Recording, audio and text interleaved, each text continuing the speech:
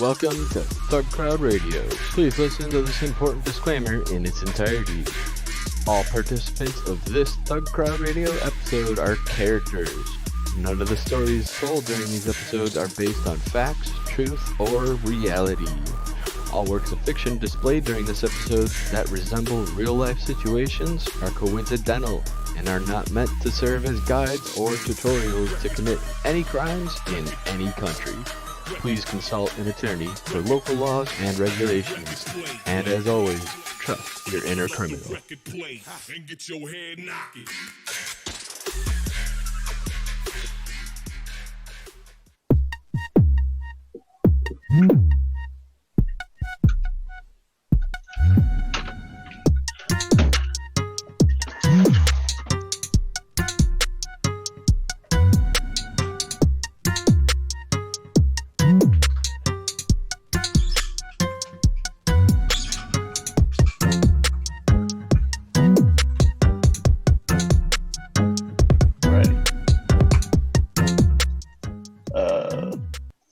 Here we go. Hey.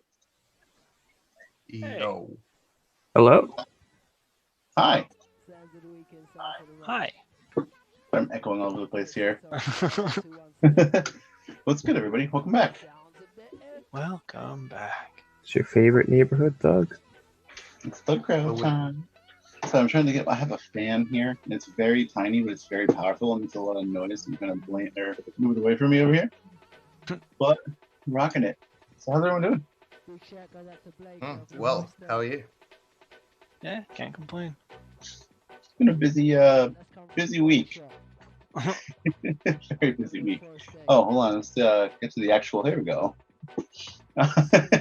So anybody who notices that that people are coming in and asking why we're not playing Fortnite, just tell them that we are. Yeah, Fortnite? we're actually talking about Fortnite. That's the theme of today's show is It's about capturing the flag it's about capturing the flag. and losing track of reality. Yeah, and and people who play Fortnite who are capturing the flag or battle royaling often lose track of reality. So it all Relatable content. Very, very relatable. Real gamer hours. My Yeah. dopamine receptors. Your dopamine receptors, what about them? Oh, they're getting burnt out from all this Fortnite. Oh, so sick. Can't handle it. They're dope. Dope. So anyone do anything cool this weekend? Any big things?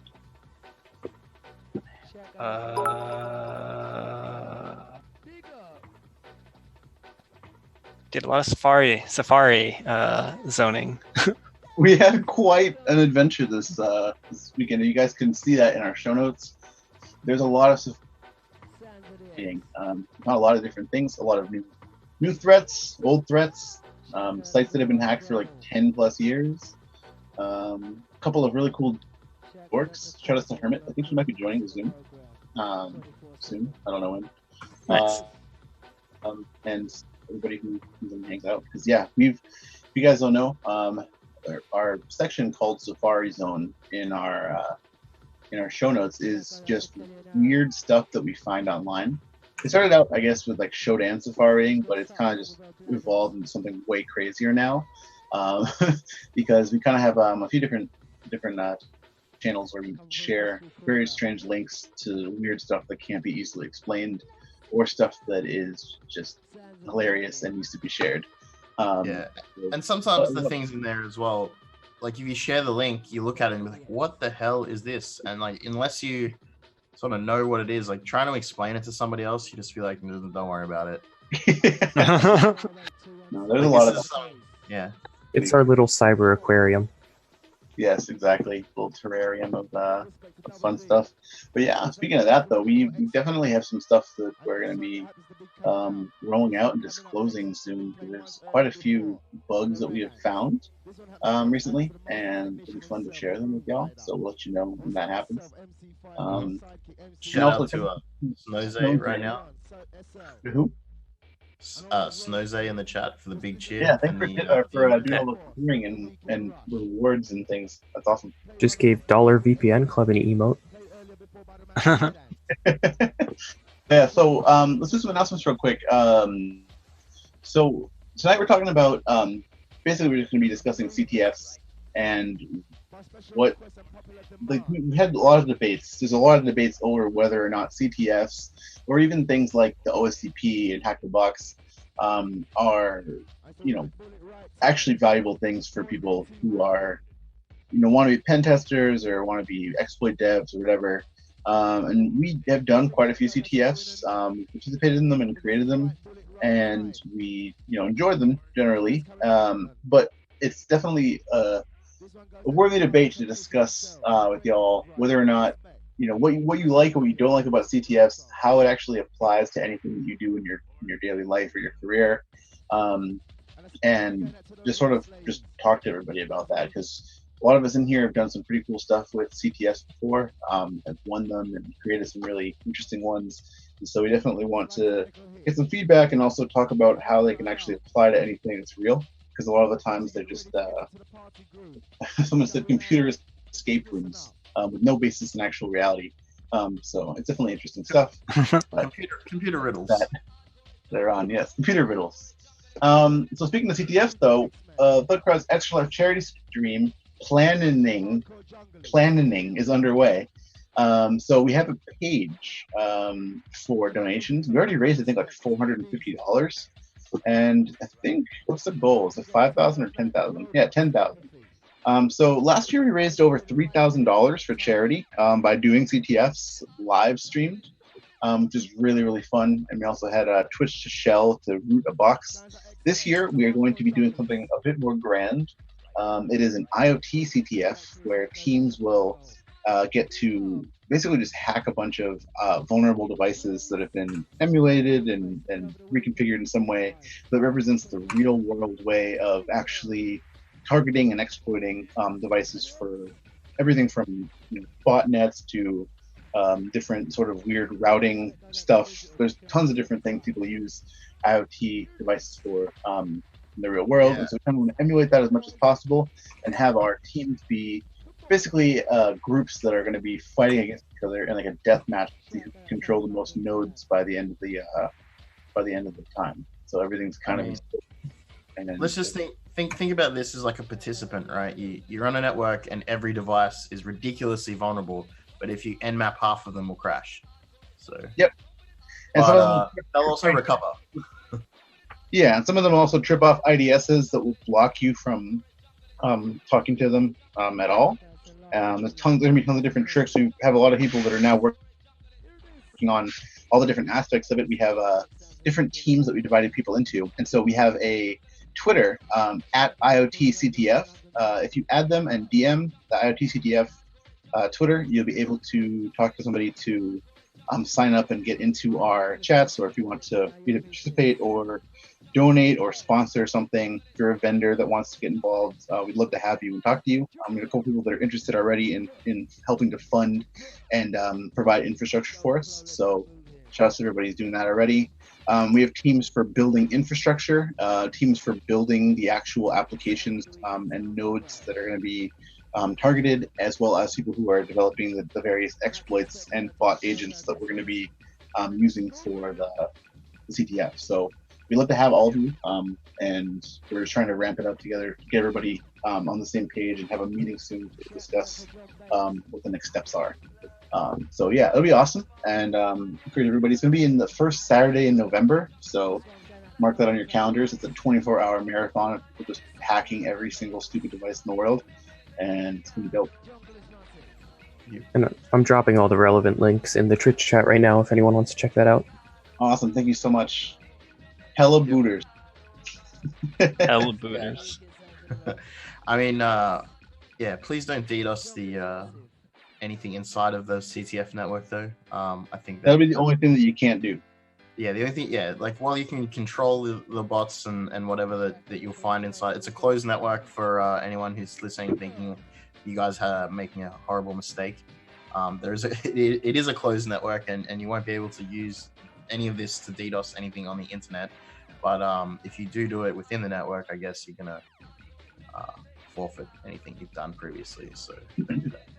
Yeah, we'll be able to tell pretty quickly who is doing that if they do. We definitely want to see this though from an attacker perspective, and from a defender perspective, we want to see how people are quickly able to, when given a exploit, weaponize the exploit, put it into actual malware, and use it in a real world scenario. Because this kind of stuff is interesting to us. We have our own ideas about it, but it's very rare that you get the opportunity to do something like this without going to jail. So we want to provide that for people who are actually interested, and we will have information in the coming months about if you want to actually participate. We'll have teams, we'll have some qualifier of some sort to come in. We want to have some really awesome researchers and red teamers as well as exploit developers come in and try to test stuff out. So we're super excited, and yeah, we're going to try to ramp it up as much as possible now. So yeah, and if you are also somebody who's really into, like, if you have a bunch of firmware images, definitely hit us up, because those things are sometimes hard to come by. So yeah, alrighty. The more images, the better. Yes. The more images, the more variety of stuff you'll get to play with, I guess. Yes, absolutely. We're already working on some virtualization and emulation pipelines that we're going to be building, so it's going to be a lot of fun. And if you are somebody who also really loves like pipelines, DevOps kind of stuff, and you're a master at that, and you love virtualization and want to do some real weird stuff with it, definitely hit us up. Yeah, but if anybody have anything else before we get into the news? I think we're it's news time. Oh yeah. Alrighty. Okay, so get started. So the first story that we have on here is really scary. I mean, it's just something that we've seen before in different targeting of different devices, but the FDA is now warning of potentially fatal flaws in Medtronic insulin pumps. So the FDA has basically figured out, or has been disclosed, ways in which you can remotely connect to, or wirelessly connect to insulin pumps that people use and modify settings on them, which could potentially be fatal. I mean, any modifications you do to an insulin regimen is going to be fatal in some way. And so there are about 4,000, I think, that have been identified in people right now. Yeah. This is similar to, there was a pacemaker that had a similar vulnerability like that as well. So these insulin pumps, from as far like the ones that I've seen, I don't know about these specific models, but the ones that I've seen are basically like sort of stuck to someone's like hip roughly, and they're basically Bluetooth devices. The ones that I've seen previously, I believe, were like read only, like the doctor checks the stats and stuff, but it wasn't controlled to deliver the insulin directly over wireless. But as we know with like a lot of stuff, just because like once you can connect to it, if there's any number of flaws in the stack along the way, there's potential for you to break out and do something unintended, right? Yeah.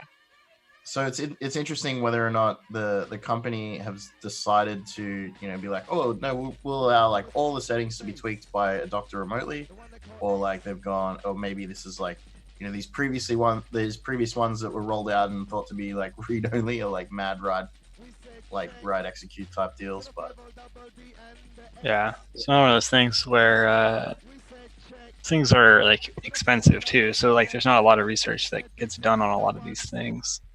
yeah, like it does say that the attackers with adjacent access can read sensitive data, which is like pretty much you know, what you'd expect that the doctor does, checks out what's going on. Yeah. Yeah, absolutely. It's just scary to think that there's things that can be directly inside your body that can't change, that somebody who just wants to hurt you can use to hurt you. Yeah, so the CWE that was assigned to the CVE was an access validation error. So I'm guessing like that's just a straight up like some sort of auth bypass or auth escalation that, you know, has privilege escalation that hasn't been handled correctly. Yeah, I'd say yeah. so. Inject, replay, modify, intercept data. Pretty standard, kind of like generic Yeah, it's scary stuff. I mean, like, let's say it doesn't kill somebody, and you know that you mess with their insulin, like maybe they'll go blind, maybe they'll lose a leg. Like, Yeah. Yeah. You can seriously hurt somebody from doing this. Yeah, it's legitimately dangerous. I'm glad it's not with these models, but like, imagine just having insulin pumps on Shodan. I'm sure there is bound to be a few, but at least not this model. That's a scary thought.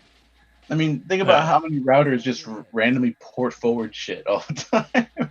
Just like sitting here and sitting on your home Wi-Fi watching Crunchyroll, and your insulin pump is just going crazy. Definitely a thing. Just because you can put Bluetooth in something doesn't mean you should. What would you do though? Like, if you realized your insulin pump was just like going crazy, do you take it? I don't know. Have a fucking panic attack and die. Yeah, I know, right? Like, you just straight away like, holy shit, something's weird with my insulin pump. Like, if you notice in time, and then I guess most people who require one probably know how to. I'm going to go ahead and guess. They know how much insulin they need to maintain their daily, safe. Yeah. And luckily, this is one of those things, unlike a pacemaker, where there is a manual alternative. Yeah, that is true. Hold on 1 second. Yeah, no, I mean, definitely it's scary, and I think that like people need to research this kind of stuff more. So if you know or have access to any medical devices like this, or know of a way to get access to them, I would definitely do it, and try to just play around and see what you can find. Try to suggest mitigations to people, because a lot of it is just silly. You can just really just basic stuff that you can teach people, and ensure that this kind of stuff is safe in the future. Yeah, and because a lot of this stuff is hard to get your hands on if you don't have the, whatever medical ailment that requires that device. Because obviously they're not in the business of just handing out pacemakers and insulin pumps to everyone. But yeah, I don't know. I've heard of a few people who have had their hard time getting their hands on like medical devices for different things to test them. Yeah, and like Parody says in the chat that IBM were breaking insulin pumps 10 years ago, which is not surprising at all. Yeah. Let's get into this other story here. So we were just talking about this before we came on. This is also getting pretty scary too. So this is somebody who is very involved in the key servers for OpenPGP and different implementations of PGP stuff, and they describe almost like in a very frustrated way.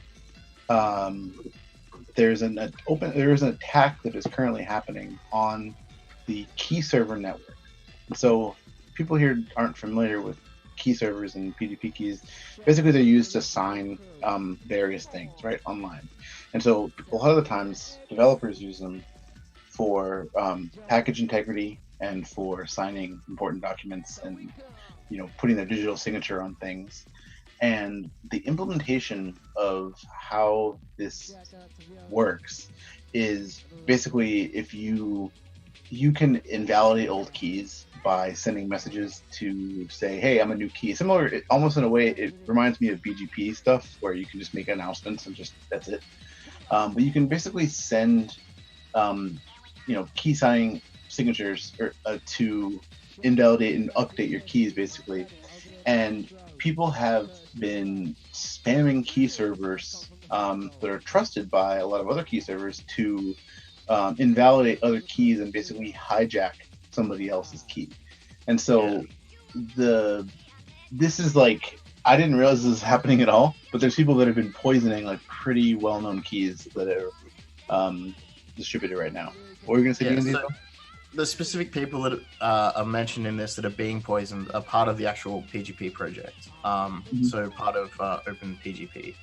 So they're the people that obviously have noticed it happening on the network because they're very involved with it. But where it's not happening, it would be, where it's not being noticed is probably also interesting. It's also not a new bug. It's just something that has been ramped up recently since PGP and GPG are quite old. But the key servers are basically used to distribute the public key so that you can verify integrity of something that's been signed with the private key. So the idea is that, so for example, if you've ever added a package repository, as you said, like the best way you would have seen it if you don't use PGP on your emails and things like that, is straight up, you add the key server, you retrieve the key from, like keys.ubuntu or whatever it is .com, and it adds it then to, the keychain that apt uses, and then apt verifies that the package came from the repository and is signed by the developer. So that's the kind of like mechanisms that we're talking about. And yeah, it's just straight up the people are trying to invalidate the keys of specific people, and I guess the end goal is to impersonate them. But one thing that it actually does is if you download a corrupted key from a key server, like you retrieve a key and try to put it into your local keychain, it breaks in a very hard to recover or detect way. And then your local installation or your local whatever you're using it for is now broken and needs to be redone. So all the keys that you've previously retrieved, you're gonna have to put in the bin and do it again. Yep. And considering how PGP is already so if you look at Keybase, for example, they tried to simplify the process, and still not a lot of people use Keybase the way that Keybase intended originally. Because PGP is it's a hard mechanism for the average user to say add to their emails or add to any sort of other I guess GitHub has implemented it as well. So people don't really use it because it's a very clunky thing to do to distribute your public key, and then someone else has to manually get it. They have to know about it. It's one of those things that really needs a redesign, I guess. It definitely does. But so here's the thing: is that the person who did this write-up had said that nobody who is involved in the key server community feels comfortable making any major changes to the code base because it's old and it's clunked together from decades of work, and it's it's also written in OCaml. So it's definitely something that it'd be hard for people to actually implement a new modern security paradigms without redoing the entire code base, probably in a more modern, dialect of it that can be worked on by people. And so, this thing can threaten a lot though, in terms of, just integrity in general. But at worst, this is an impersonation that could actually poison, do some downstream supply chain attacks on popular repositories. But it can also, at best, just be a DOS. Because if anybody here has ever used Arch, by the way, and has had any issues with their keyring, that's one of the most frustrating things when you're just trying to update something and you have a lot of updates, and then suddenly it says, oh, the keyring, one key has just been invalidated, and then you have to just go through the whole process again and fix the keyring. That happens in a bunch of different distributions too. Arch is just one that I know a lot of people use, by the way. The biggest thing with this SKS network is that with so the difference between that and the package repository stuff is that with say, I don't know, with a larger vendor, they're going to add their own keys and you're going to retrieve it from them. You can't push keys. Whereas with Launchpad, for example, if you were to do it, you can add keys to Launchpad to publish it, your repository. And I think that I'm pretty sure that just uses the Ubuntu key server. So it's interesting where it can go, what can happen. But definitely anybody working on these systems has probably been working on them for a while. I wouldn't believe they get a lot of new blood into the space. Hmm. So if you are somebody who's super into cryptography, I would definitely look into this sort of thing. You can make any suggestions or come up with your own implementations that you can work with other people to do, and not just roll your own entirely. Um, Yeah. definitely So, in that space. sorry, someone asked what about Keybase, and like I mentioned before, Keybase will allow you to use. I believe you can push your signing keys to Keybase. So if you push your private keys to push your public keys to Keybase. So if you can push keys, then you're likely it's likely able to be attacked. Like it's vulnerable. Yeah. The whole idea is that once you retrieve those keys and you put them into your keychain, then that keychain is destroyed. Oh, that mechanism is destroyed anyway. I don't know if the keychain is recoverable. I don't think it is. Yeah, I don't know. It seems like a lot of it's just like once something breaks, it just breaks, and you have to just rebuild. Yeah. But all right.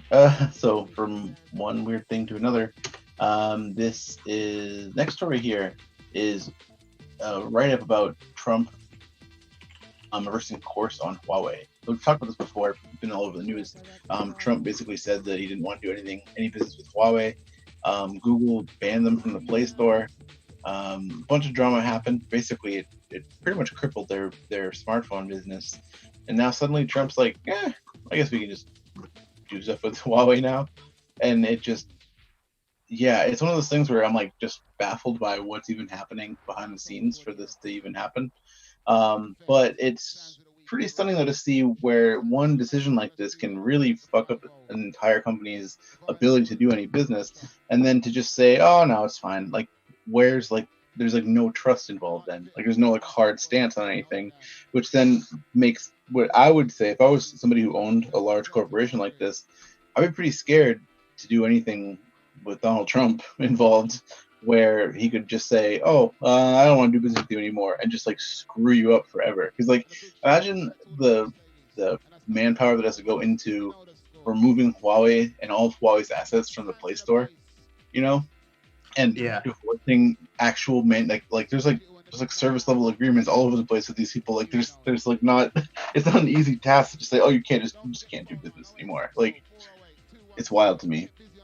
But he didn't lift the ban on on using Huawei in the network. It's just U.S. companies exporting to Huawei, right? So like Google and whatever.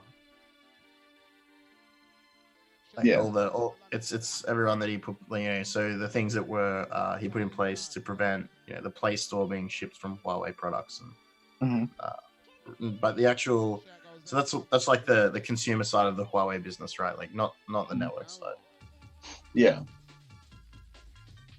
So it's a lot of it's really murky, and definitely gonna have to watch this to see where this goes, because it's not good for any business at all to just kind of flip flop like that.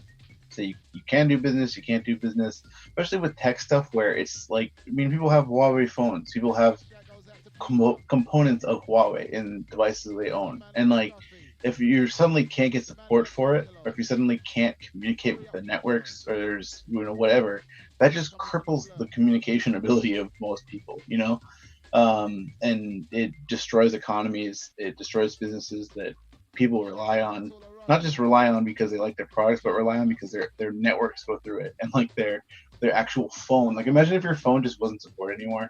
You have to just buy a new phone, like your main phone. That would suck. Like if your laptop, same thing. Like not your DEFCON burner phone. No, that one goes straight in the trash. Which one? Which one? my Nintendo burner Switch. Oh, your burner Switch. Yeah. Yeah, my burner Switch. I had that once where I bought like a prepaid rinky-dink Android phone, and I'm like, oh, cool. It's running an old version of Android, but surely there'll be updates. Nope. No. This was like 2013, so it was running Gingerbread. So I'm like, fuck.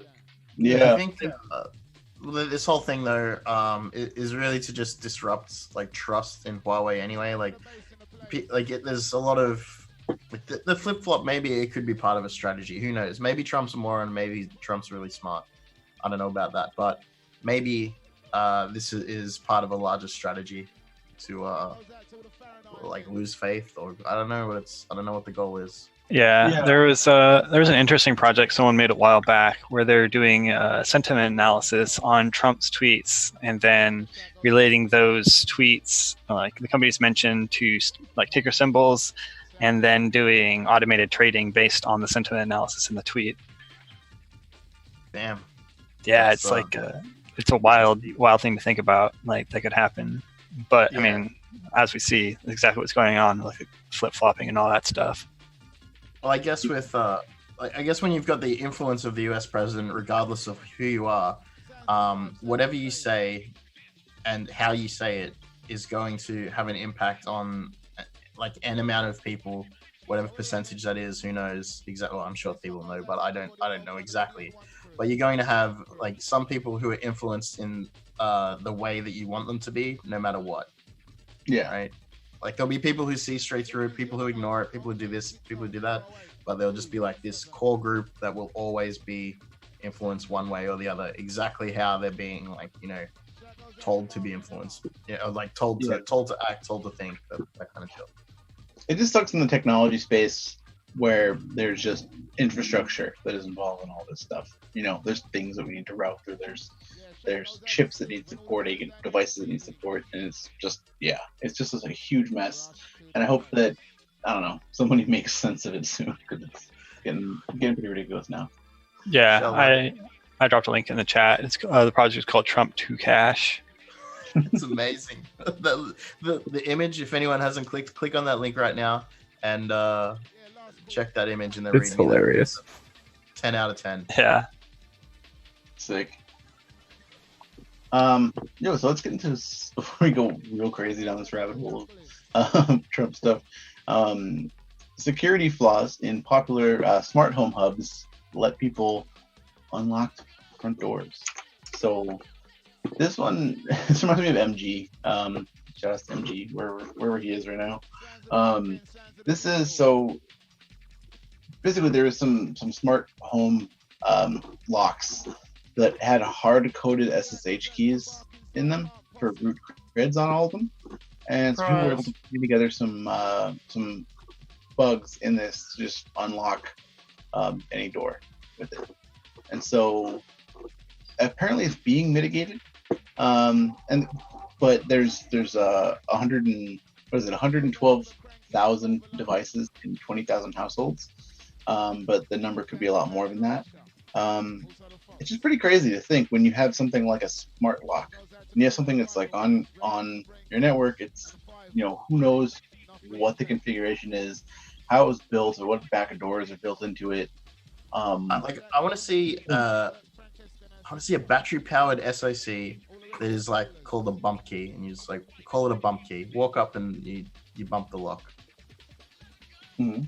It just does like Bluetooth, just or like whatever it is that they're using. Just like walk up, bang it against the door, activates. I call those sledgehammers. Yeah. No, it's or an interesting marketing idea. Market it to like, crap. What's the one where it's like a bump? Like, crap. I forgot. It's like. It's like marketed to drug users. It's like, hey, want a bump? God, a key bump? You mean? No. Never mind. Off the rails. Off the rails. So yeah, though this is wild though, because I mean, imagine also having to do the firmware update on all these and telling people that they need to update the firmware because somebody can just unlock their door.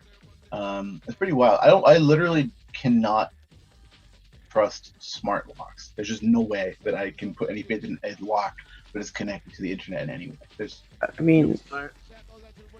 I bought one. Strictly for hacking purposes. Yeah, I actually, so I ordered really early on when they started coming out with Kickstarters. I ordered one that never showed up, and I got a refund. But I read just like their outline, and it's like, just by being in proximity, like this is obviously a while ago, but they're like, by being in proximity with your phone, it will like unlock over Bluetooth. And it was basically just like looking for like from what I could tell, I read from that it was just like looking for your Bluetooth Mac being in range. Because it was like, you can use a smartwatch, it was like you could use like a range of Bluetooth things. And it's like, okay, so you can't install the same software on all of those things. That sounds implausible. But you could detect if a device is in proximity just on the Mac, and you can spoof that, right? So, yeah, you could brute force that. You could brute force those messages. Yeah, or you could just like, Ubertooth somebody walking out of their house, and then as soon as they leave, you walk in. Yep.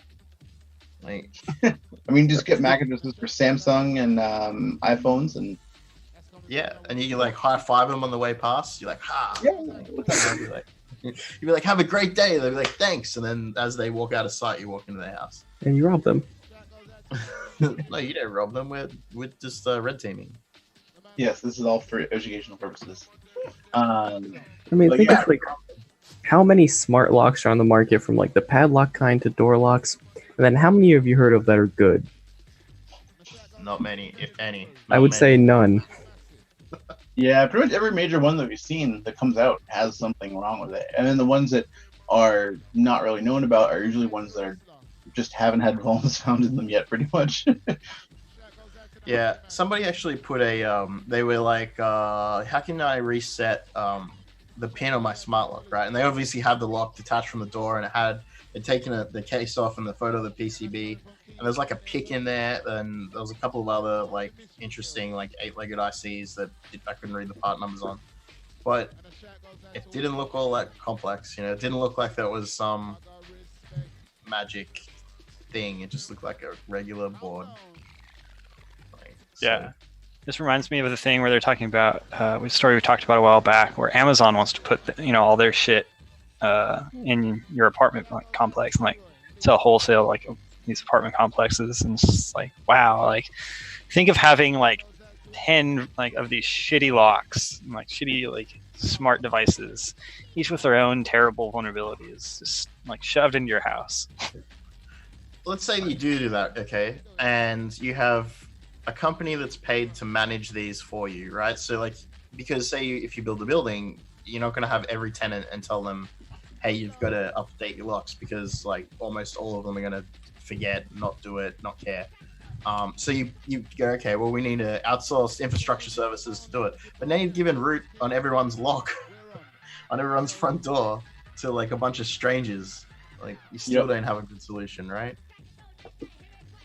Yeah, I mean, I think that honestly it'll continue to be messy, and as much as people would like the convenience of being able to just walk up to their front door and unlocks, the implications of it are just too dire to, I think, at any point in time, to be a good idea for anybody. At this point, it's not a lock; it's a CTF. Yeah. Well, we'll get to that later in the chat, I think. Everything's a CTF if you play it right.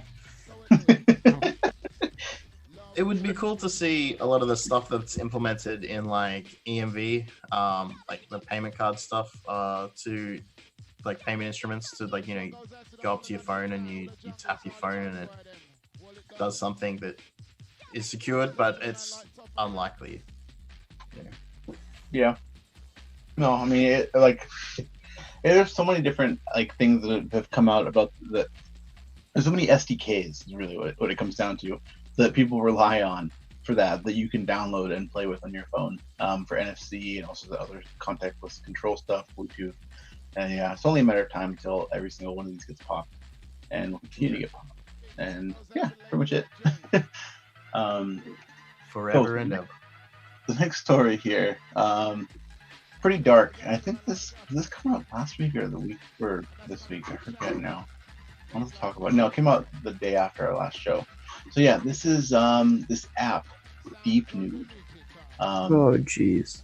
Yeah. So basically, this app was $50, and it just basically just photoshopped boobs onto like pictures of people, regardless of their gender, which is really stupid. But yeah, I mean that right there is enough to just inform you on the entire thing.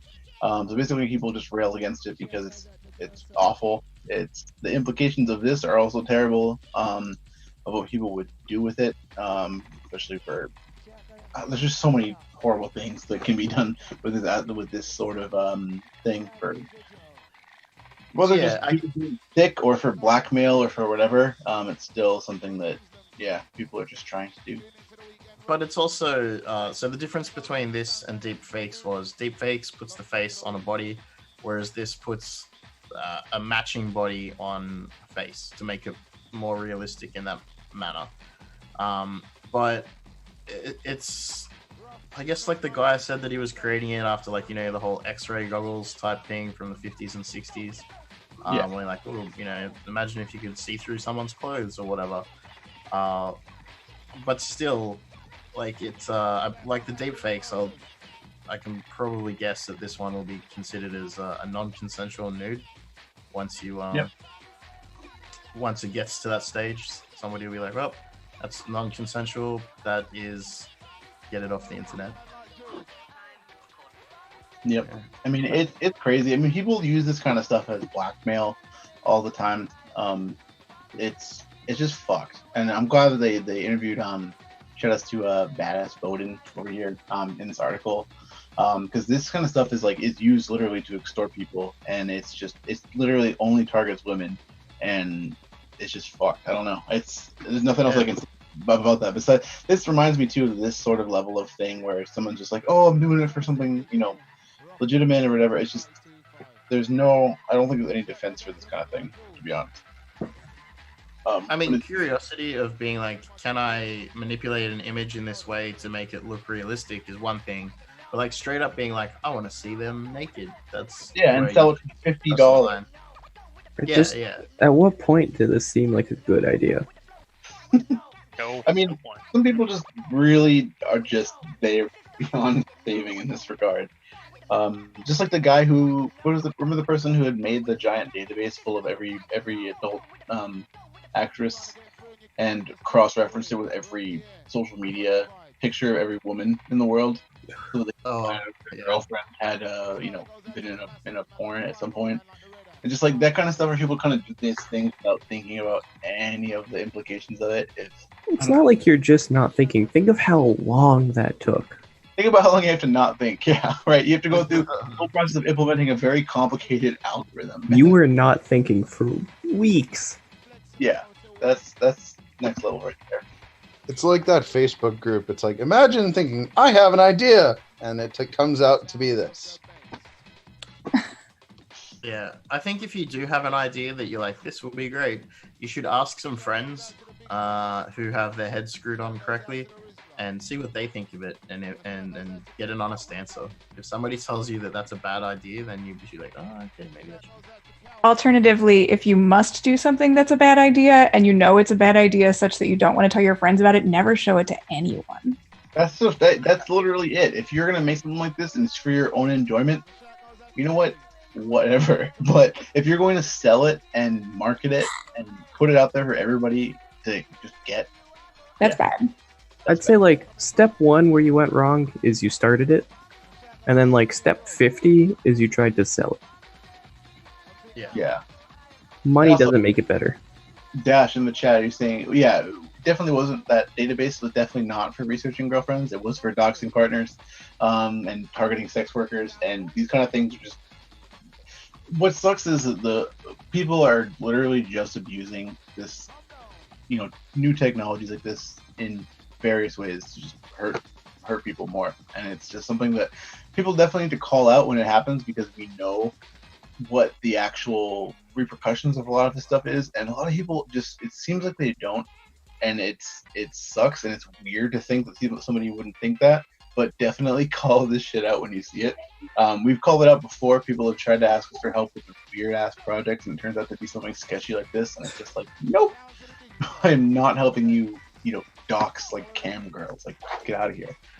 Yeah, I had someone come into my DMs one time. They were like, hey, do you know how to crack Gmails and or snaps? I'm like, dude, I am not going to commit a felony for you. The CFAA ain't no joke. I am genuinely envious that you've only ever gotten one of those. Well, I just got into security last year, so like. Fair enough. Well, prepare for plenty more. Speaking of that, though, too, I will put out a warning to people. I meant to say this at the beginning in the announcements. I started noticing this last night. I was looking around a bunch for people who do bug bounties. Oh yeah. There are people, there are accounts that try to snipe DMs from people when they say, "Hey, does anybody have a security contact at X Corporation?" And there's a couple people that I found that are just out there like, "Hey, DM me. Hey, DM." Like when somebody's like, "Hey, I'm looking for does anybody have a Department of Defense contact I can get in touch with?" Like, and there's just some random profile that they botted and tried to make look like a real profile, and it's just some ghost shit. They're just trying to snipe all these critical infrastructure bombs. So please keep a lookout on if you are looking for a security contact. Validate it. If you have any problems with contacting a vendor or an organization, at the very least, feel free always to tag ThugCrowd or email disclosure@thugcrowd.com because we can help you get to the right people if you need to or point you in the right direction. But just don't randomly send bugs to random ass people on Twitter. We will verify PGP keys for you. Yeah, you have to swap PGP keys. No, but seriously though, over Keybase. The more that I looked it up, I was looking up like DM and HackerOne and trying to just find different correlations between those different things. I can definitely look a bit more, but I saw a couple of accounts that were trying to snipe people who were trying to report stuff or who had just reported bugs on HackerOne or ThugCrowd. So yeah, just a PSA for all you people who are doing research out there. Keep doing it, but please do not just give it to random people because probably some weird, sketchy, either zero-day broker or nation state. So don't do it. Yeah. Well, the other thing as well is that you won't get paid. You won't get the money that you just worked hard to get. That's true. And even if it's a company that doesn't have a bounty and you are, frustrated that you can't find anybody, still try to validate it as much as you can because there are people that can help you. There's a lot of really awesome people who can help. So. I'm no expert, but generally the DoD doesn't have anime profile pictures, but I mean, you never know. Yeah, I guess. Yeah, I just realized there was another one back in November, but I think it was like some dude that claimed he worked for Apple, but it was most likely some iCloud unlocker, skid, because I had been posting. I had recently been posting a lot of like, iCloud unlocking fish pages. I'm like, hey, Apple, you may want to take a look at this. And he's like, hey, DM me, bro. It's like, get out of here. Yeah, no, it's definitely a thing, and people have to watch their back and also watch each other's back. If you see someone doing this, do it. Dash. Tweet it out. Anybody have a DoD contact? So yeah, let's go to the next story because we're gonna start running out of time in the news section here. So the next one is black market T-Mobile data was tied to a triple murder. So some people had basically this story just goes into bounty hunters and people who try to track each other using sort of black hat means. And so we've discussed this before where different people have been pleading with different vendors of phones to lock down the ability for people to, ping phones and request data for them. And so the what's it called? People have been rallying against this stuff, but people had used the same techniques that people have been pleading for people to not allow. To actually track down and kill people, which was only a matter of time. I mean, there's probably way more cases of this that haven't actually been disclosed. But yeah, this is a real thing. I guess, so basically the TLDR on the bounty hunter bit is that, from what I can understand, is that the bounty hunters used the black market data. And if you're a bounty hunter, I guess like these guys, literally the guys in as part of the shootout, like they said they were federal agents, which is obviously illegal. They came in with guns drawn, and a whole bunch of other stuff. So like, these are the people who are using these like black market T-Mobile data pings, right? So these aren't just because they're like, you know, these bounty hunters, like they don't seem like very good people to begin with. If they're going in on, you know, with people with guns drawn, like that doesn't seem like a great idea to me. I don't know about you guys. Also, use $VPN Club not to get your phone data involved in a triple homicide. But yeah, so it's just there are like legitimate ways to access location data that law enforcement can use, and other like there are like legit APIs that are applied for by people who need them for whatever reason. And I guess if you don't have that and you think maybe I'll just use the black market one, then maybe you're doing the wrong thing. Maybe. What could possibly go wrong? It was a glass building. Triple homicide. Yeah. Maybe just don't sell. If you're a company, you know, just don't sell people's locations. Yeah. That's a good start. Yeah, no, definitely just people have to lock that shit down. This next story is pretty interesting too. This is about some espionage groups that had hijacked some other APT groups' infrastructure to target their people. So, I mean, I don't know. It's pretty interesting. I guess it's kind of more of a good read, but I think it's pretty cool. I guess people are just hijacking each other's stuff. They obviously totally suck.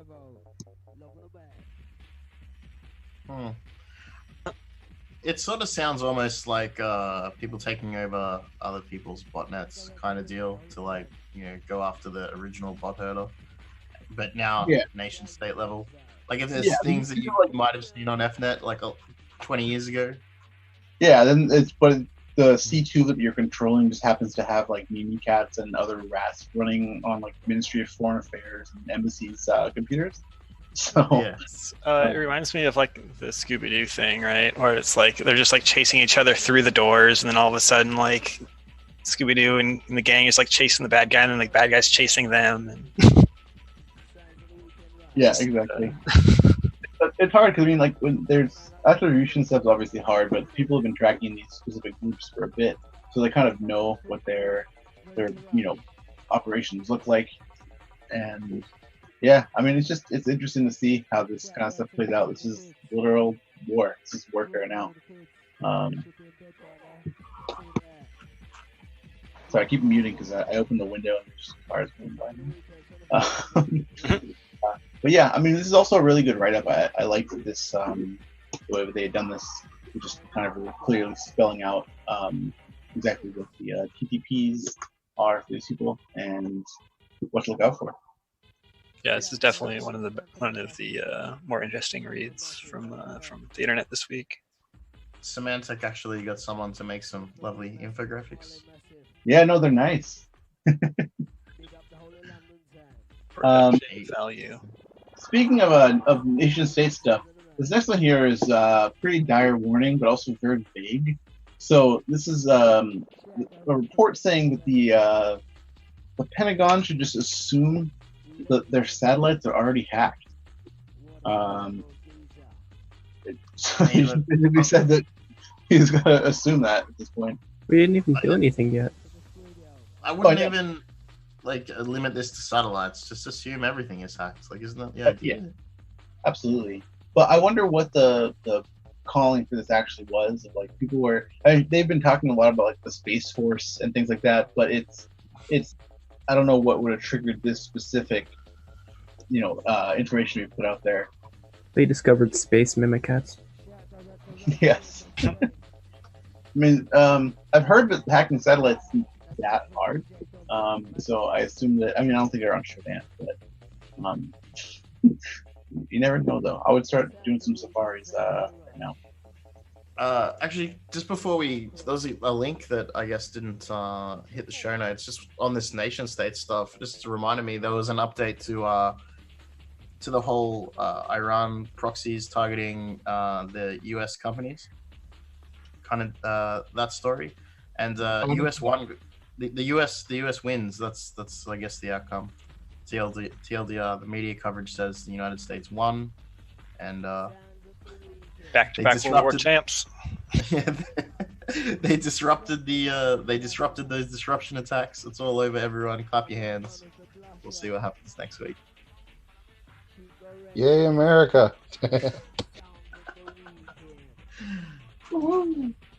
I mean, it's always good to get these the media's view on what's actually going on with cyber war.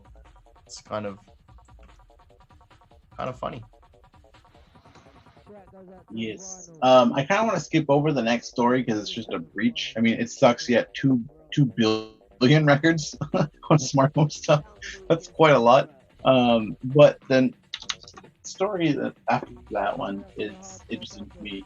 So this is prison time for the former ex-executive.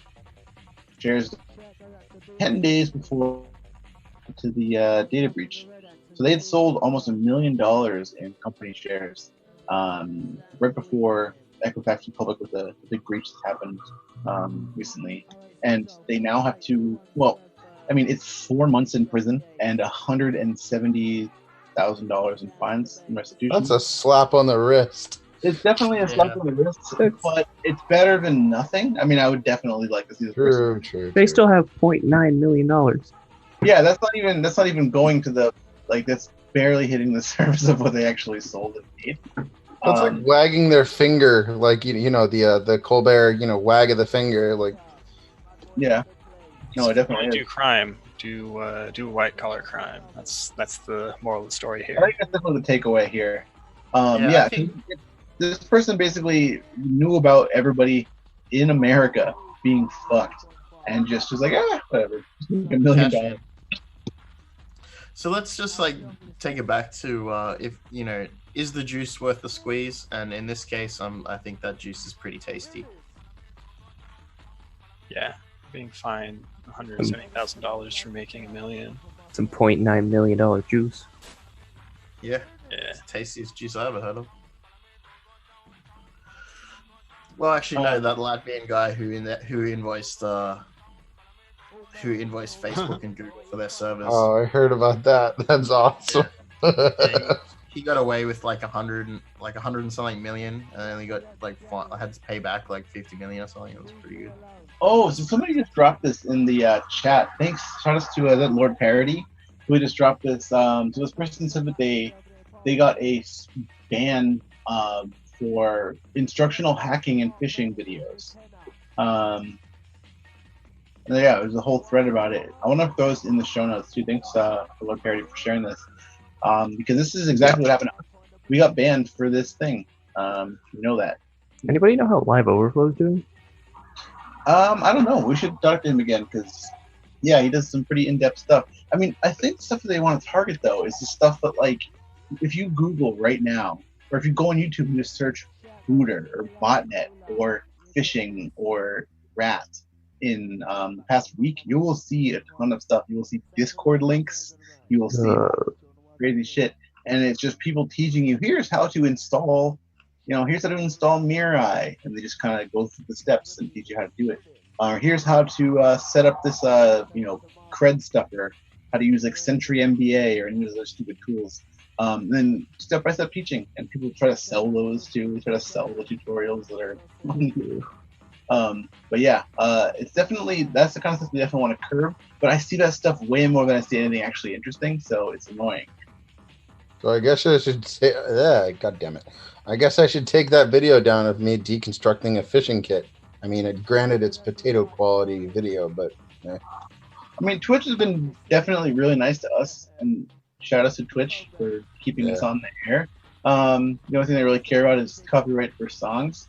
But other than that, I mean, it's pretty nice. We're not having any gore or any stupid stuff. But yeah, it's definitely hacking education stuff it's definitely going to be harder. I think a lot of people are not going to want to have the liability for it.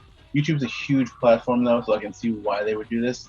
So like for them, but it sucks when you know there's people that are trying to actually do good stuff and teach people the right things, and they just get caught up with the in the my ass with everybody else who is trying to teach people how to install Qbot source code in 2015.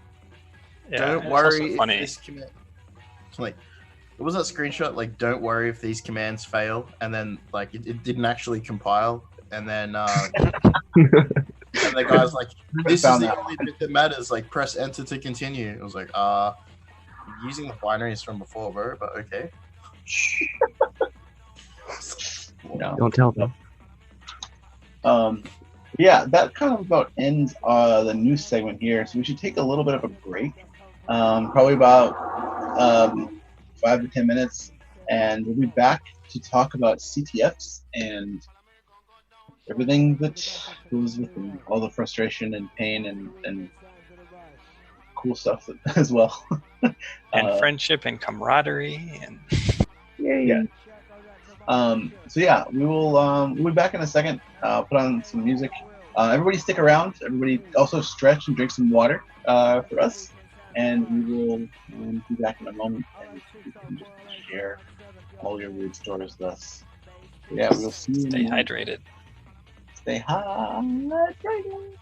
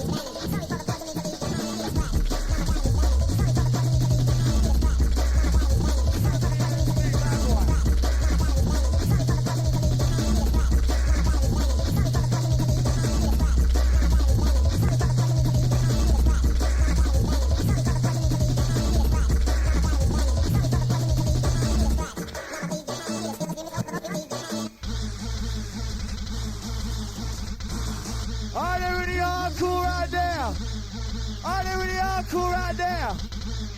I can't hear you. I can't hear you.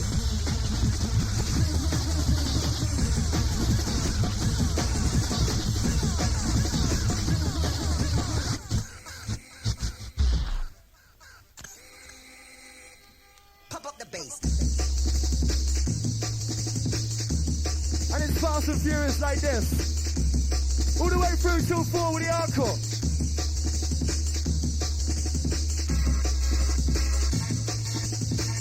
Into the sounds of the original LSD.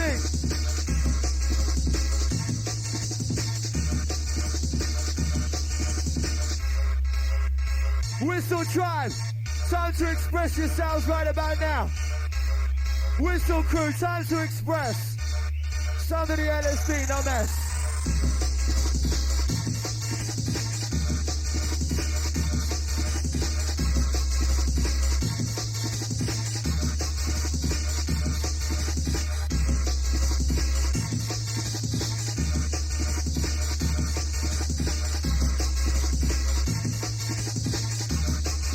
Who's got that rush now? Who's got that rush now? Everybody's high now. Let's go.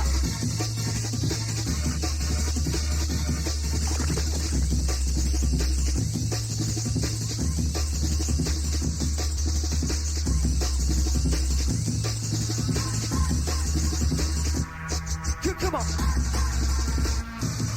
Come on. Come on. Come on.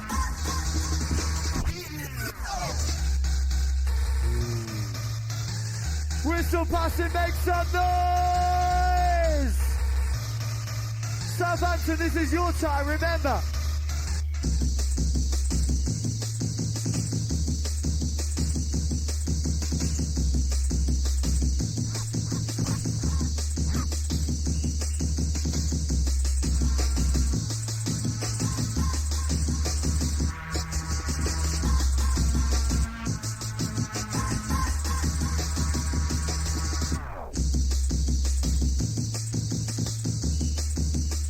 Baseline pressure. Hardcore pressure. Russian pressure. Right, listen up. For all those that don't know, you're in tune to the sounds of the man like LSD, live and direct for the Adrenaline Crew.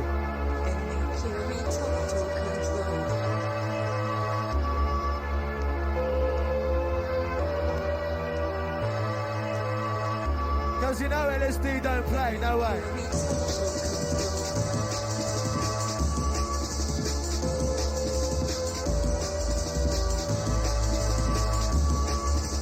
Hang on and hang on tight. Hang on and hang on tight. Hang on and hang on tight. Hello. Yo. Hello. We're back. We're back. Hello. Hello. Hello. Hello there, children. I'm glad that everybody here was super stoked on or anybody in the chat is stoked on the drum and bass.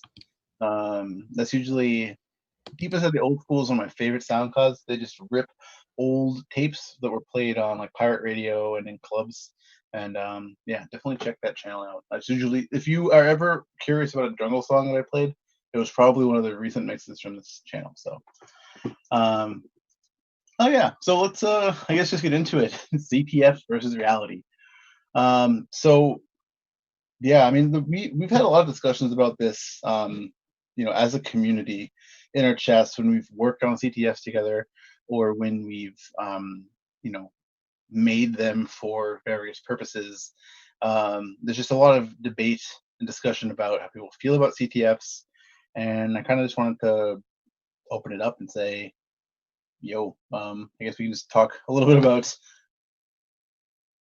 you know, So what we played. I guess I don't really know. I guess let's probably start off with like the format that most CTFs are played in, which is one of my biggest gripes, I guess, with CTFs generally, is the Jeopardy style of where you just have a bunch of challenges and you click the challenge and you get a binary or you get given a URL or something like that.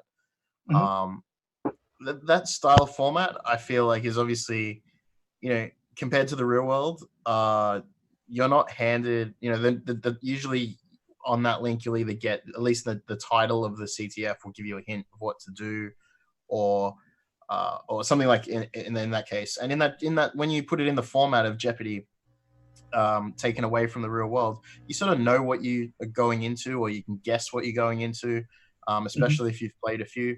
Whereas in the real world, there's no like guessing of like what this is. Like you're in an open, like it's like GTA open world. You just like go around and find a car to steal, Yeah.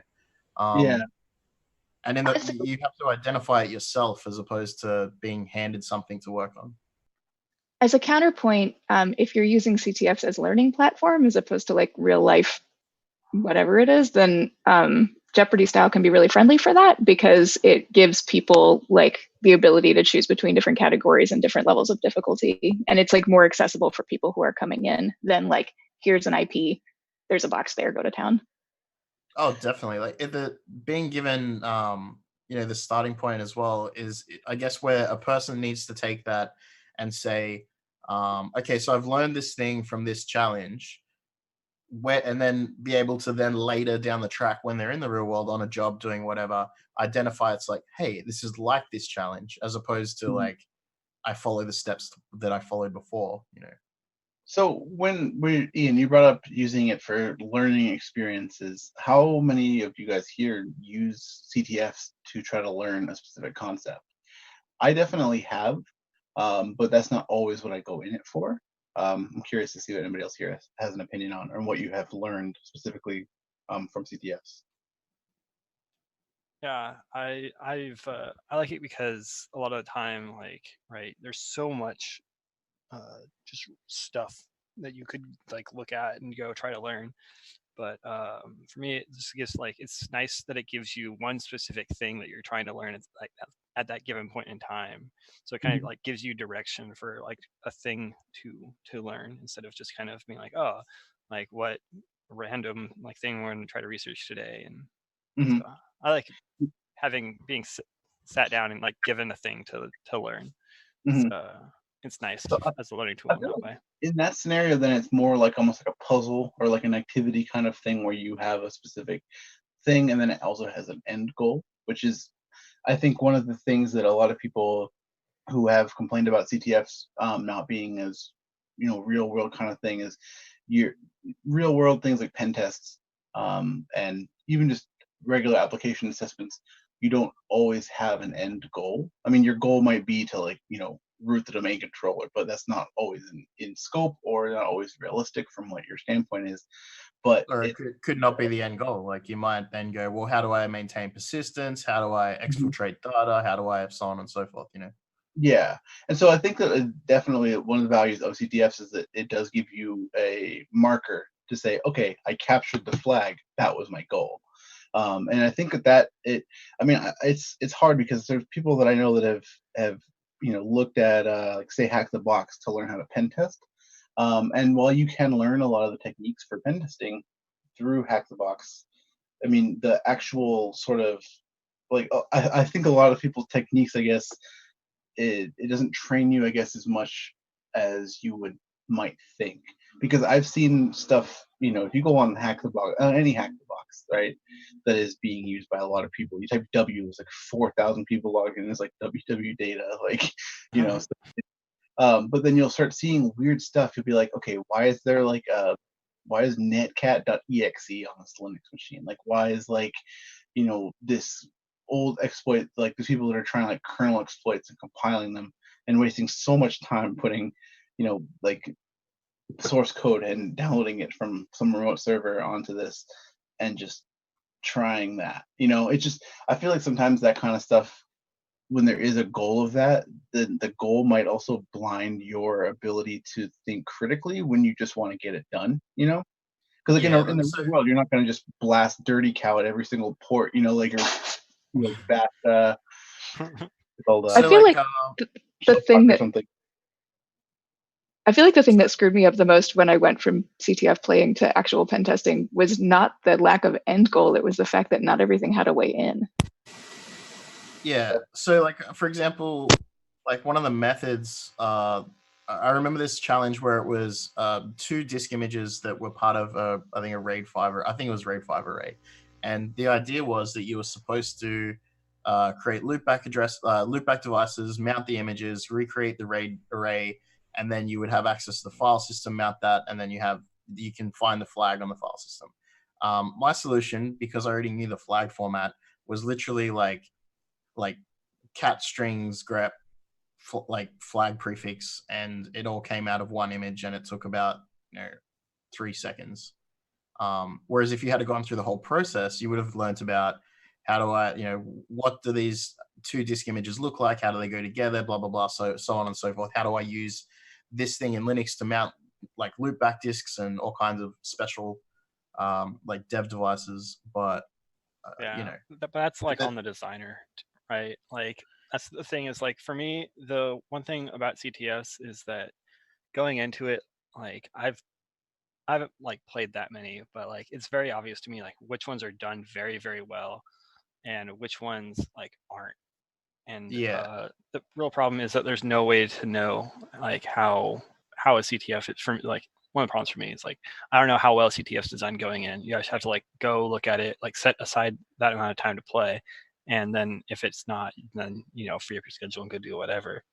But yeah, it is disappointing sometimes to get into a CTF and it being a real like bummer. If you do enough of them, eventually you start knowing the people who designed them, and you start being like, oh, that one's probably pretty good because so and so designed it. Yeah, for sure. Definitely. And that's like as well the pattern of a lot of the challenges are often the same. Like if I have to solve one more goddamn Caesar cipher, like there's a very set way to do that, and I don't think I've ever seen like a Caesar cipher that's not straight up like rot 13 or whatever ever. Like nobody's out there like writing Caesar ciphers in their applications. Yeah, or even rot 13. I mean, no one. I don't really. If anybody like was like, oh, here's how I'm protecting like the password, it's rot 13. I'd be like, are you fucking serious? Well, Like I will guarantee you,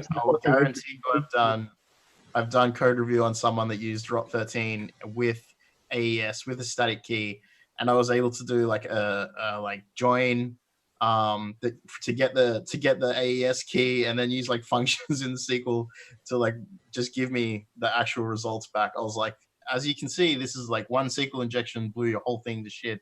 Like, please put this in the bin, get rid of this whole thing. And like that was real life. It was horrible. But, yeah, I mean, sometimes definitely truth is stranger than fiction in that kind of regard. Double zoring and all sorts of things. Double zoring. So all the there are some certain cases where that is something that happens, and I definitely think that being able to think really outside of the box is useful, but it's I don't know, it's one of those things where it's depending on, I guess, your goal and how you want to learn and how you think it's it's kind of up to the designer, as you guys are saying. I definitely think that like you have to kind of follow people that are and be a part of CTFs that are going to be more creative. Their challenges. I think that one of the things that I remember distinctly about doing a hack the box reversing challenge was I had gone through all the steps of it. I analyzed it. I figured it out, and it was what was it? It was following a USB PCAP of a mouse, and it sent out what's it called, coordinate data, like on the like encoded coordinate data for the screen, and when you traced it out, it spelled out the flag. But I had done this exact challenge on a Google CTF before, and I was like, like when I got to the point where I was looking at the encoded data, I was like, this is the exact method that was used in a thing that I had already done. And I mean, that's like a really cool thing to reverse, is captured stuff like that. But it is definitely challenging to come up with new ways to do something like this that hasn't already been done before, because it takes a lot of time to R&D that kind of stuff. And then once you finally do and it gets out, then people are going to want to obviously take that and modify it. And so it's I feel like there definitely just needs to be people that are contributing more to these kinds of things, because I think that in some cases there's a lot of the same people doing it in various scenarios. you reminded me of another challenge that was interesting, but not. I would be very surprised to see it in the extremely surprised to see it in the real world. And it was a method of communication using ICMP packets that was like the direction of the packet. So each packet was a bit, and they were obviously in sequence. And then like if the packet was from to or to from, it would be on or off. And then it spelled out the flag in ASCII afterwards. Like I don't ever see that. Like that was an interesting challenge. It was, we solved it, we got the flag or whatever, but it wasn't. I don't ever see that being a real thing. Yeah. I definitely think some of the more interesting stuff is stuff that is based on real world things, especially things that are based on what malware does, like especially like really nicely written malware. And I don't know. I feel like that kind of stuff needs to. I feel like we need to see more malware devs making CTFs, but it's kind of hard to contact them sometimes. Yeah, there was So one to switch it up a little bit, one of the CTFs I played in, that was by far the best CTF I've ever played in, was an attack defend, and that was like legit strong, sweating, don't go to sleep because we'll lose, like more Red Bull kind of deal. And it was a closed network of I think 6 boxes and a game server, and every 10 minutes the flags rotated, and you had to keep 6 services running, and you lost points for the services going down. And so then you'd have to analyze your own. So I think we had an hour to analyze the code. Each one was written in a different language, like Java, PHP, Python, and something else. And we had to keep them running. And there was so many vulnerabilities in each one that you could only patch so many. So we're sitting there patching our stuff, and we split the team up. So there was guys patching, there was guys analyzing, looking for and writing exploits to retrieve the flags, and then there was people who were automating that as well, and then other people looking at our incoming network traffic, going, "Hey, this bug that we're not using yet is being used against us." So then straight away someone's got to patch it so that the other team stops scoring, and then now we keep that in our arsenal and wait for other people to to use one exploit at a time, wait for them to patch, and once our exploit stops working against that team, like switch up to the next one. And one of the strategies we used in that as well was really interesting, was crashing the service at the end.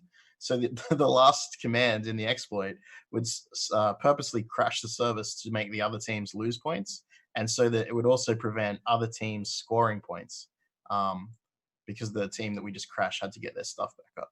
And that was like, white knuckle CTF. I thought that was like super fun. And the fact that all these services were code that you'd never seen before. They're not, a couple hundred lines each kind of deal, not like a lot of code, but you had to analyze code you'd never seen. You had to attack things you've never seen. You had to guess what other teams were doing. It was a real mind game at the same time. And but that's not accessible, I think, for most people who are getting into CTFs, or most people who are playing like easy Jeopardy CTFs. You got to build up before you can sort of get involved with that kind of thing, I guess. Yeah, and it's worth mentioning that CTF, like a lot of CTFing stuff and a lot of like real world stuff, like there are different skill sets, and that's completely fine. Like it doesn't have to, one doesn't have to reflect the other necessarily, but it is nice when you do, when you're able to take away something from a CTF, just and apply that somewhere in the real world as well. Yeah, and I think like some of the things that you can bring into it as well is when you have a team on a CTF team, like somebody's good at binary stuff, someone's good at like reading PCAP, somebody's good at web bugs, and you sort of bounce off of those people and be like, oh, like, rather than just getting somebody who only does web bugs to do only the web bugs, you can learn from them as well. And it's that little bit of explanation you get from someone who knows what they're talking about to come back to you, I guess. And then obviously sharing what you know with other people. Yeah, I definitely think the team aspect is really important. I've only really done that a couple of times, but it's always been really awesome because you can have people focusing on different aspects of things and call on people's specific skills. Because I'm definitely terrible at a lot of different things. in regards to CTFs and in general. And so it's definitely good to have that kind of stuff where you know each other's strengths you can play off of it, like any other sport. Now, for something like what we're talking about, I guess, I feel like it might be a little bit of shit talking about CTF, so I kind of wanted to, discuss some of the more positive things we can say about it. So, I just want to open this question to like everybody here as well as everybody in the chat. What makes a good CTF? What makes a good challenge for you as a player?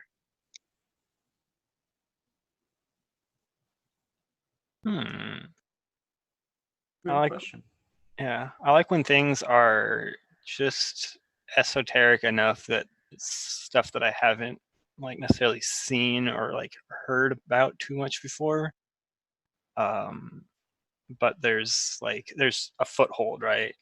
That like it kind of like generally leads you down a thing, and just as long as the CTFs have like varied enough categories, not it's not like 10 like reversing and like 10 cryptography challenges. Like that's kind of like my ideal thing.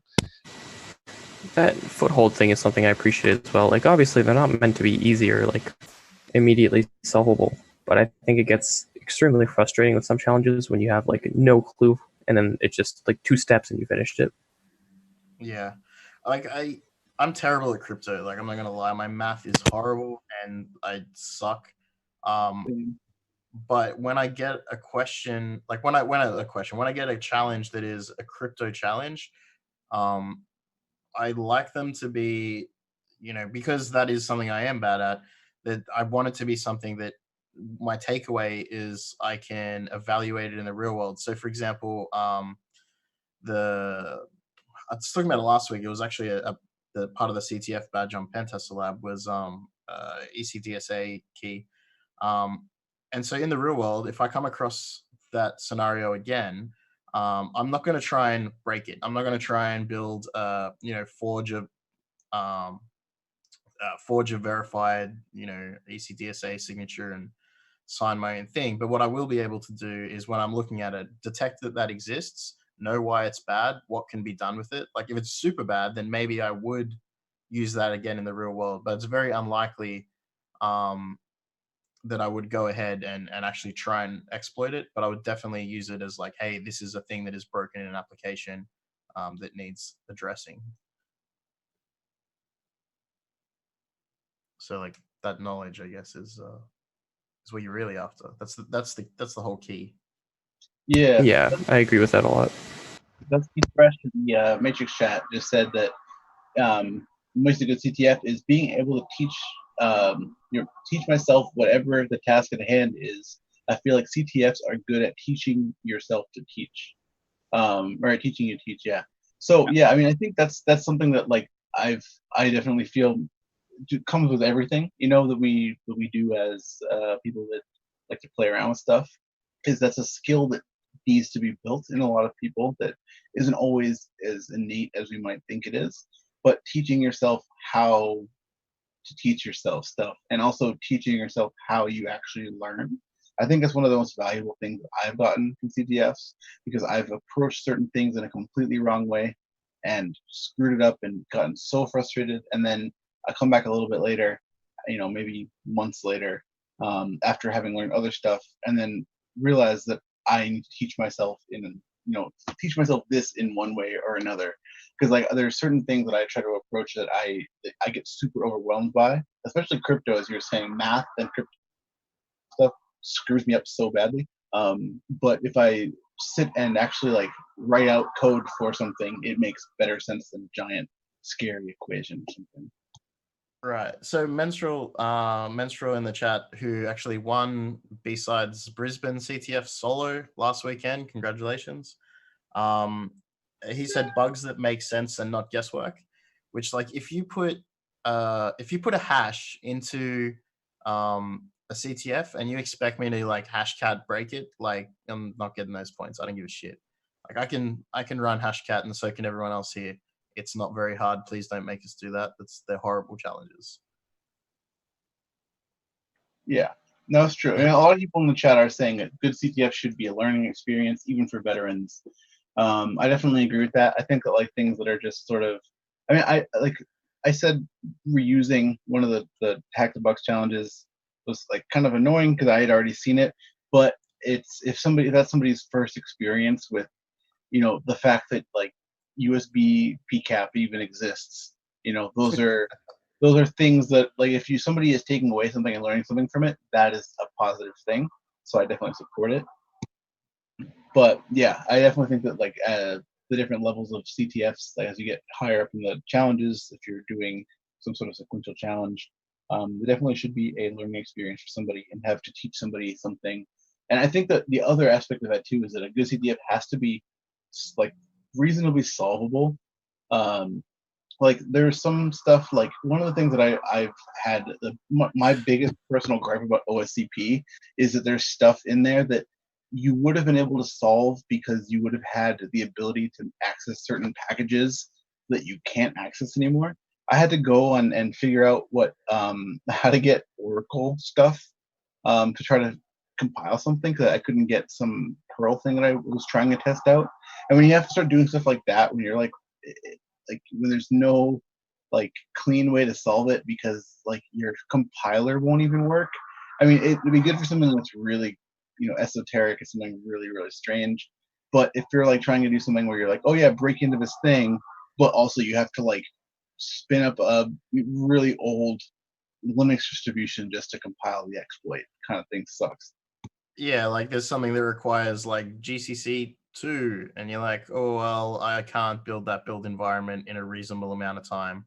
It's just not happening. Yeah, I mean there are certain scenarios where that is perfectly reasonable and perfectly valid. But yeah, there's some things that are just kind of old and they get frustrating when you have to try to solve them with, and it's not like 10, 15 years ago when this would have been a lot easier.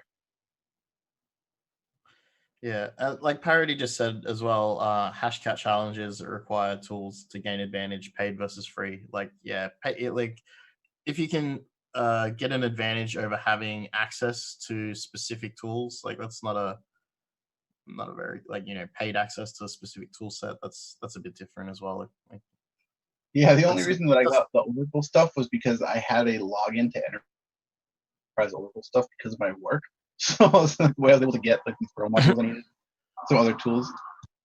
Yeah, without using Metasploit because I wasn't gonna just do that. Yeah, I think that's another interesting thing as well. Is if you can solve a challenge with Metasploit on a CTF, like should you? Yeah, I really try not to, and I get kind of frustrated when I see people are only doing that. And I see like a lot of failed Meterpreters, like the Meterpreter graveyard of /temp.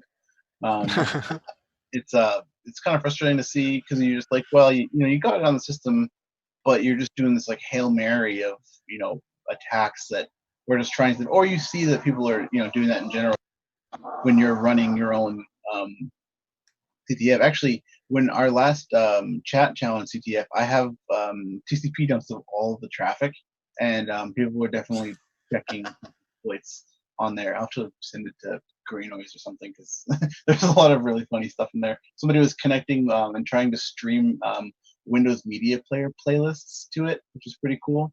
I don't know what the deal was, but yeah, people have tried to definitely use. There's signatures and all that stuff. I mean, also the thing that I get kind of frustrated with too is that when it's something in the real world, like, I mean, yeah, if you're doing like a controlled pen test and you're trying to break into something using Meterpreter, I guess is fine, but every single antivirus and every single IDS will have signatures for Meterpreter, what it looks like on the wire, what it looks like when Metasploit is sending it over, and it just seems like, I don't know, when you try to like learn how to use those sort of like really prepackaged modules and things like that, if you're really trying to own something, that's not going to get you in, Yeah, and I think a lot of attackers who are not in a time constrained pen test engagement may not be using Meterpreter as well. Is the other thing. Like, I mean, you want to be able to understand what you're doing and not rely heavily on. What if Meterpreter went away tomorrow? Would you still be a hacker? I mean, And you want to do what makes sense in the context that you're in. Like occasionally I'll have people ask me questions about like using Meterpreter in a Kubernetes cluster, which like doesn't make any sense. Right. And then, like if the only thing you have is a hammer, everything's going to look like a nail, but like really everything isn't a nail. So it's like, important to understand Definitely. the situation that you're in. I think as well, like when you're doing those challenges, if you're writing whatever language you feel comfortable writing the most is an important thing as well. So, if you're writing like a little script that's in Bash, that's fine. If you're comfortable, if you think that's the quickest way you can do it and whatever, but it'll also help your programming skills at the same time, because if you have to do something you haven't done before in like Python or Ruby or whatever, that's the extra part of learning that is not exactly related to the challenge. Or not, it's the developing, actually taking something away that maybe is not like directly in front of you. Yeah. I feel like it's important to learn like not just like singular like bugs or like, I mean, that's good too, but like to develop a greater idea of what it is you're looking at and like how to look at things as a whole, right? Like kind of the higher, like the more abstract lesson you can learn from something, the better that you can apply to more situations. Learning to learn, creating mental models, etc. I think Gillis. What? Sorry, I was going to say, Gillis is saying in chat as well, or try to solve them in a different way. It's true. Like there's more than one way to skin a cat. In a lot of computer riddles, there's not more than one way to skin a cat. But if you do find another one, then you might just root the box by accident. There's like having that outside thinking is what you're going to really need when you move away from CTF land and move into the real land, Well, and I feel like that's where it comes in with the challenges that give you something that's very strange, but also give you kind of a foothold into it, is it gets you practice with doing that, reaching outside of what you're used to looking at. Yeah, definitely. Yeah, I mean, I think that a good CTF will make you want to make your own way to solve something. I mean, I feel like one of the stuff that inspires me a lot, like I've written, I don't know if everyone does this, but I've definitely written quite a few custom like RFI or LFI or command injection through whatever weird means fake shells in Python. That's like something I always do. But when I don't know, I started out doing it to practice, just developing my own tools, and I was doing CTS and stuff, but it turned into like a habit. And I feel like if you start doing enough of this kind of puzzle, I guess, you start to be able to develop your own tools and learn new techniques that will expand on those tools, which is eventually what makes something like Metasploit, like, an actual product by just doing that over and over again. But yeah, I definitely feel like really good CTFs that I've done have made me make my own tools and write them. Like I remember you did that, DNZ, when we were doing, what CTF was that? Oh, I know what you're talking about. The one where you wrote that crazy tool. All right. This is actually, it also happened to me. I did the same thing for DEF CON quals, like I don't know, 5 years ago, something, ages ago. So all right, so you have this this grid, and you get the grid coordinates from a telnet server, and there's one spot on the grid that is a taken square. You then need to fill the square with fill the grid by using like angle shapes. So like one coordinate, the coordinate below, and a coordinate to any other side, and you can rotate that in any way that you want. And then you needed to programmatically respond to the server and fill it up with, and fill every single grid position and work around that one place that is already taken that is randomized every time you hit the port. And so I ended up writing a client in Python that drew the entire grid with like box drawing characters and then filled them up and like iterated over the whole thing. And I actually didn't even solve the challenge, but I spent like ages writing that crazy tool. And the other one, the DEF CON one, was actually 3D chess. You had to win 20 consecutive games of 3D chess with a Telnet client, so I ended up writing the client and working on it with like Ugly Packets and a couple of other guys. And Ugly Packets will have a really good story about how I lost track of my Python code. And if you ever drink with that guy, ask him. I mean, yeah, that's one of the things that I put in the notes about the rabbit that was wanted for sitting us all down a bunch of rabbit holes. I definitely think that rabbit holes are the biggest challenge for people that really like to solve puzzles, but sometimes just get on the wrong track. Because things are, obviously going to be red herrings and things just like they are in the real world, which I think is something that is one of the most realistic aspects of CTFs is time management skills, which I have none. So when I, try to approach a problem and then I'm suddenly realize that I'm also like writing some framework or reading like some way obscure Wikipedia page about something or some old PDF that I found, it takes up a lot of time and it's hard to. That's one of the things that I need to learn personally better when I'm doing this kind of stuff. But also, it's something that it's definitely a teachable thing from within CTS. It's just how to manage your time as well as manage your projects itself better, because a lot of the times you might miss something in your first pass of your going through try this, try that.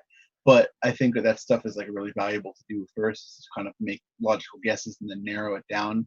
And sometimes people I have definitely a hard time with that. Sometimes I'll think, oh, I see this thing, I immediately know what this is. It's been so long and then it's just completely the wrong answer and it was something so stupid. By the time I've like already figured that out, I'm like so burnt out and don't even care.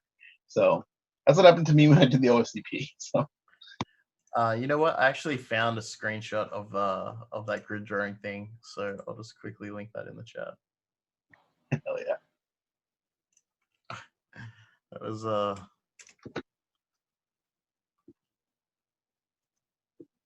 yeah. This was insane.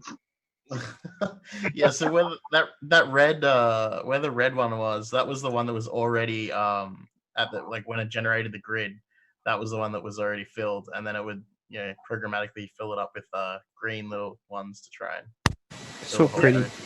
It would make a bunch of different things. That was so cool. But yeah, no, that kind of stuff it gets to you sometimes. I mean, sometimes it's useful when you write your own tools or you can reuse a tool you've already written to do something. It's awesome. But other times it just blows really bad. So I guess the question that I have before the last question is what or when have real world skills that you've done in the field helped you on CTFs, like where you wouldn't know how to approach something had you not seen or done something in the real world? Has that ever happened to anybody? Straight up, I'm really good at escape rooms. It's like the most direct benefit I think I've gotten from CTFs has been being really good at escape rooms. Like, that's not the question that you were asking, but like, honestly. Physical escape rooms, you have to break out of a room? Yeah. Oh yeah, I could totally see that, because you start thinking, all right, what are the resources I have? Like, what are the, I only have this much time. All right, who can I delegate this to? Like, yeah, those are right. You have to work together, and they're really puzzly. So like, shit actually is in Rot 13, but that's not the question that you asked. Sorry. Good answer, regardless. That's viable though, because I mean, the translation between these things is sometimes not apparent to people. Also, not apparent to companies sometimes. If you say, "Hey, I'm gonna, do some training by doing Hack the Box or doing, whatever, Pwnable.kr or being involved in some other bigger CTF," that kind of stuff. I mean, this stuff definitely is viable. We've definitely talked a lot of shit about it, but there's, a lot of viable stuff for people for, development, for personal development, as well as just career skill development. Whether your only takeaway was you learned how to code, something better in Python, or that you learned, the nuances of like OpenSSL client or something, but still, those are things that you can take away from it. Well, one of the things that's in that attack defend that I mentioned before, in preparation for it, because we were getting the team ready, we actually wrote a Linux kernel module rootkit, like loadable kernel module rootkit, for if we owned another team, we'd be able to maintain persistence, and we never ended up using it. Like, it was absolutely, it never made it to the CTF because we didn't end up needing it. but like the offshoot of like getting ready for the CTF was using our skills to like write kernel stuff and then be like, oh, we should write a rootkit for this. And like it was totally for there was no malicious intent or anything for the idea of it other than outside of the CTF, but the skills of how to do those things had already been like sort of built up. Oh, they've been built up from years of experience in the real world, huh? Not writing rootkits, right? Writing kernel, like playing with kernel modules and screwing around with like Linux. Yeah, absolutely. No, I get it. Like knowing the internals of like like net filter and stuff, like IP tables and whatever. Being like, oh yeah, we could put this in like into the thing for the CTF, like as we're preparing. Okay, nukes of odds before Krebs hears.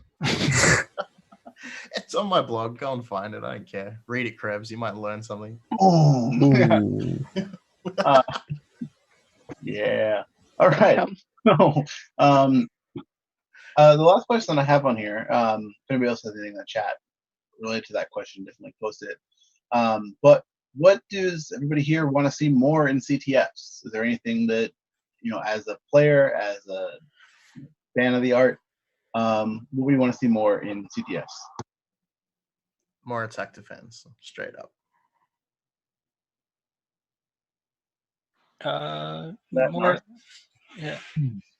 More free domain-based ones.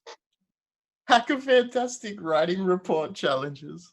That's I think objectively. I love it. Yeah. APK file. Fantastic. Android stuff. That's a good one. Mm-hmm. Yeah, Android, for sure. Hardware, there is a CTF you can download for ESPs, I believe, and you can attack BLE. Yeah, the BLE one. Yeah, the BLE CTF by what's his name? Hack Dugnar. Oh, we're talking to him next week. Sweet. Ooh. On topic. I planned that.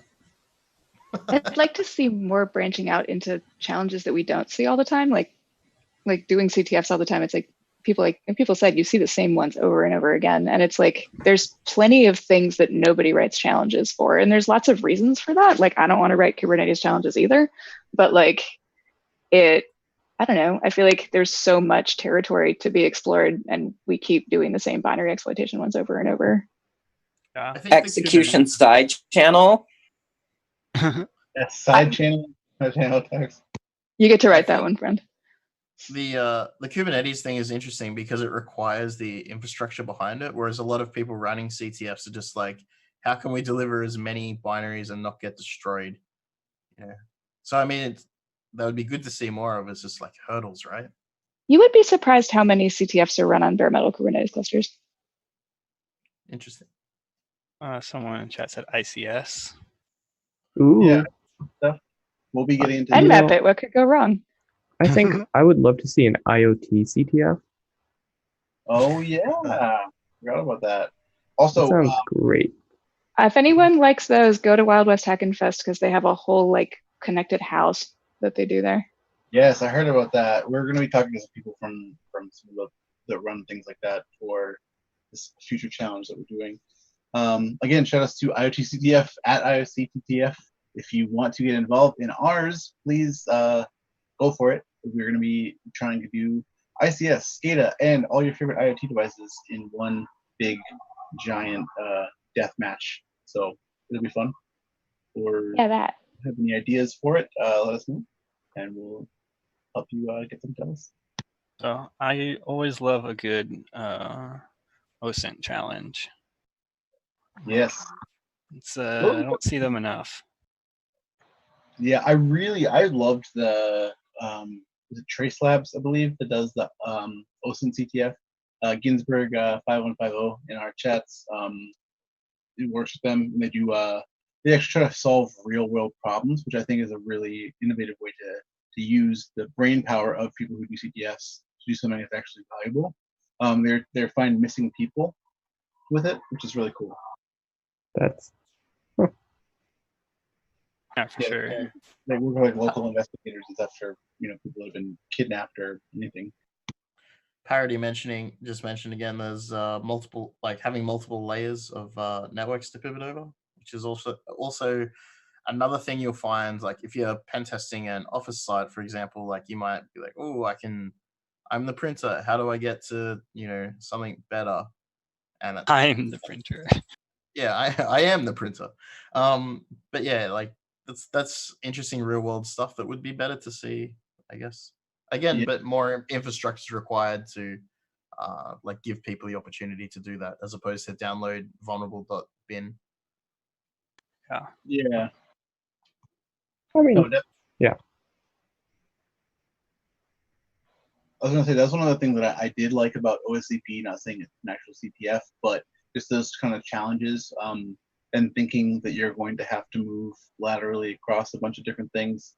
That's more of a real world thing. That's very valuable for people. Yeah, And I think basically CTF or CTFs are just based around OSCP because everyone's done it. Chicken or egg. It's interesting as well. Like some of the people who have been around for a long time that make CTFs know about bugs that we just don't see anymore. Just like weird, like I don't know, like bug, like still in the same bug class of things we see, but just weird ways that it's done that people don't write code. Like they don't write C that way anymore, kind of deal. And Yeah, exactly. And all of a sudden it's like, whoa, you might be like, I've audited 10,000 hours of C and I've never seen this kind of thing. What the hell? Yeah, it's interesting. The forgotten bugs. Yeah, speaking of forgotten bugs, if nobody has any forgotten bugs they're trying to see if people are still using them. Talk to them. We've been investigating the use of old bugs in modern software or modern attacks. So at very small egg on Twitter. And also, Murdoch, you'd asked what kind of budget is required to run a CTF. Honestly, it can be anything from free to whatever you want to put into it. If you're trying to do something that's, say, a box you have to break into, it's going to cost whatever it costs to run the box. But if you're trying to do something with like a crack me or something, it's just whatever time you need to put into it. Yeah. If people are looking for software to get them started, that like a lot of CTFs run CTFD for the scoring and Jeopardy servers, and like it's like sign up, scoring, graphing, all that kind of stuff. So CTFD is on the internet. I should probably provide some link. I mean, to try and actually play with that. That's some of the stuff that is the most important thing to lock down too. Yeah, so actually that reminds me. So one of the challenges, one of the CTFs, I think it was at RuxCon one year actually. One of the teams was straight sniffing sniffing the submissions to the scoring server and then just resubmitting the flags. They did quite well. Damn. And also, I mean, if resources are what's limiting you from creating a CTF, I'm sure there's people you can reach out to that are willing to pitch in. Yeah, time more so than anything is the the costliest bit. Lord Parody remembers it was Kitten. Yeah. He just said he got 6 in that CTF because all of his flags got sniffed. Tactics. I guess that's another thing I guess we didn't really mention now that we're coming to the end is like CTF, like flag submission tactics. Like, do you take the extra points by submitting them as soon as you find them before anybody else, or do you save them all up and smash them at the end so nobody knows that challenge has been solved? It's all different tactics. Submit mine. I don't have that kind of game. Sorry, Ian, what was it? I submit mine. I don't have that kind of patience. Yeah. Yeah, same. You can't just sit on the bug for like the whole day. Like, come on, I'm gonna get it. Nah, not really.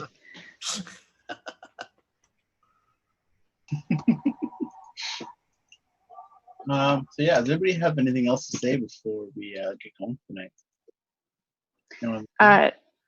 Tinker Fairy, who's also on here right now, and I are with CTF Circle putting on the CTF for Diane initiative at DEF CON, and it's going to be really fun. And if people are in Vegas in August and want to play it, come play it with us. Woohoo! And it's co-ed like on like time. literally everything we've ever done. That's pretty cool. Yeah. I mean, is there is it just going to be in like the where at in the casino is it going to be, or It's part of the Diana initiative, so it's and I think Tinkerfairy, correct me if I'm wrong, I think you maybe have to have a Diana ticket to play. But Yeah, it's, you do, because it's in the West, and so to be up in those rooms and in that part of the venue, then you have to have a ticket. But also it's cheap, and there's tons of other cool stuff going on there. That's Yeah. actually another interesting CTF thing that's come up in the past. Questionable team tactics, allowing remote players to play with VPNs into the team. You know, Well, it's been that's done. ridiculous. Who would do that? Just getting like the best hackers you know against a bunch of high school kids. Yeah, that's fair.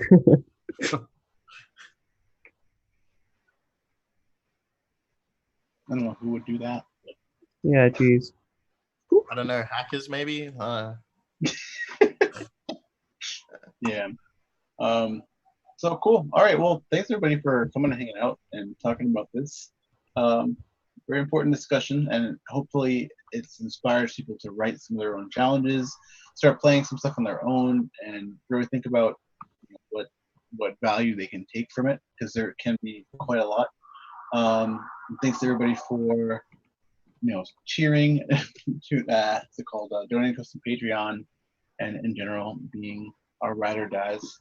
We'll have more information. Please contact IoTCTF on Twitter.